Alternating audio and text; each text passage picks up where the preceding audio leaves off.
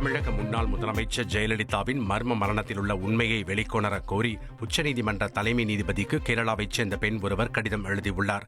41 வயதான சுனிதா என்ற பெண் தாம் எம்ஜிஆர் ஜெயலலிதாவிற்கு பிறந்த ஒரே மகள் என்றும் தாம் பிறந்த சூழலின் காரணமாக இருவரும் தன்னை வீட்டு வேலைக்காரர் மாதவன் என்பவர் மூலம் கேரளாவிற்கு அனுப்பியதாகவும் கூறியுள்ளார்.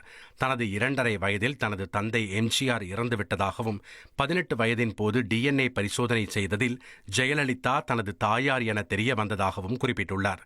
ஜெயலலிதா அவ்வப்போது தன்னை சென்னை போயஸ் கார்டனில் உள்ள வேதா இல்லத்திற்கு அழைத்தார் எனவும் தன்னை அவரது அதிகாரப்பூர்வ மகள் என அறிவிக்க இருந்தார் எனவும் கூறியுள்ளார். ஜெயலலிதா மாடி படிக்கட்டில் இருந்து தள்ளிவிடப்பட்ட நிலையில் சுயநினைவின்றியோ அல்லது இறந்த நிலையிலோ கிடந்தார் என்றும் அவரை சுற்றி இளவரசி, டிடிவி தினகரன், திவாகரன் இருந்ததாகவும் குறிப்பிட்டுள்ளார். VK சசிகலா ஜெயலலிதாவின் கழுத்தில் காலை வைத்து மிதித்ததாகவும் தாம் கத்த முயன்றபோது காவலாளி வெளியே இழுத்துச் சென்றதாகவும் கூறியுள்ளார். அப்போது தாம் கொண்டு வந்த பையை கூட அங்கு தொலைத்ததாக கூறியுள்ள சுனிதா, அதன் பிறகு கேரளா சென்றதாகவும் இல்லையென்றால் தன்னையும் கொன்று இருப்பார்கள் என்று தெரிவித்தார்.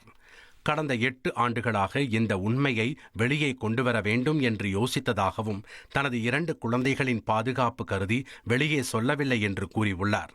தனது தாயார் ஜெயலலிதாவின் உயிரிழப்புக்கு காரணமானவர்கள் சட்டத்தின் முன் நிறுத்தப்பட வேண்டும் என்றும் தங்களுடைய குடும்பத்திற்கு உரிய பாதுகாப்பு வழங்க வேண்டும் என்றும் கடிதத்தில் தெரிவித்துள்ளார்.